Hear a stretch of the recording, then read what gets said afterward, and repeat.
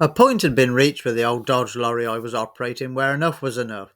It needed a new plating certificate. The crane leaked oil so badly by then that even full revs on the engine could hardly convince its pump to build pressure to slew the crane one way or the other. It had to go.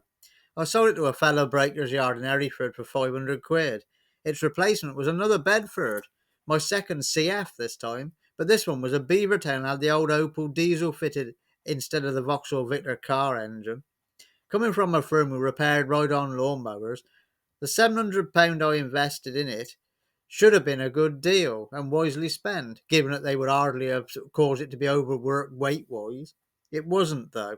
Performance could be described as slow, but that doesn't even begin to cover it. Agonisingly slug-like is the only fair statement which comes close. Even after a full service and the attentions of a specialist diesel engine garage, it barely improved. Because I had dropped down gross weight capabilities, but still had similar amounts to transport, the lorry was often found to be ridiculously overloaded most days. 6 months of this thing were all I could abide. As mentioned in a previous video, it had already had one go at trying to kill me. Not long after taking ownership, I was heading back to the yard with the rotted out ghost of a Talbot Express panel van on the back. It's quite a long uphill straight piece of road from the neighbouring village to my yard, and the Bedford was making heavy weather of dragging this load up at any velocity. Someone had fitted an old VW Golf GTI exhaust tailbox to the Bedford and had it exiting under the body to the near side. This meant whatever you overtook, if you could build up enough speed to do so, of course, took the full brunt of the lorry's smoky diesel fumes. That day, a cyclist had the misfortune to be attempting to grind out the climb as the old Bedford and I lethargically wheezed past in slow motion. A foggy day anyway, but add in the smoke plume from that Opel diesel engine, and you could not really see behind us. I thought no more about the cyclist. Finally arriving at the yard and dumping the truck, I then legged it to the Audi coupe in order to take a parcel down to the village post office before the next collection. On walking into the establishment, a fella clad in lycra was standing at the counter buying some ointment of some sort, which I assumed from the grazes on his lower legs were for that. He then went on to regale the poor woman behind their counter and a couple of other pensioners who were hanging about how he was gassed out and subsequently collapsed into a ditch by a thoughtless driver of an ancient and asthmatic lorry loaded with scrap coming up the hill beside him. I kept deadly quiet, posted my parcel, and left before bursting into fits of laughter in the car. Recovery jobs late at night could throw up some far-fetched incidents, just by the very nature of dealing with people out poking about in the darkness.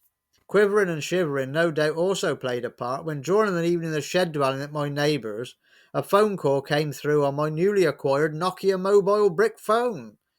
Someone had their car stuck fast round the back of my cousin's duck pond. As I was currently out in the Bedford recovery lorry, could I just go and extract the aforementioned vehicle? My neighbour and his pal rode shotgun, and we soon came across a fella in a suit jacket, flagging us down at the entrance to the farm. Climbed on the back of my truck, the cab seats being full, and we soon spotted his stricken car. Jumping down off the lorry, he was at the cab window. "Turn those headlights off now. Don't point them at the car. My friend is in there, and the deal is this.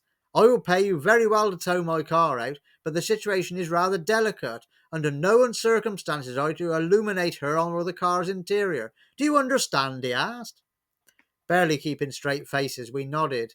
I then turned the lorry round, backed it as close as I dared, then paid out the winch cable and hooked it up. The car, a Mercedes, soon started to come free of the mud. Full of praise and clearly relieved, the suited gent pressed a handful of tenors into my open palm, saying his friend knew I was the right man to call, and that I had almost certainly saved a marriage that night. Pulling past us, we caught a glimpse of a lady we all knew from the next village in the passenger seat as they drove away.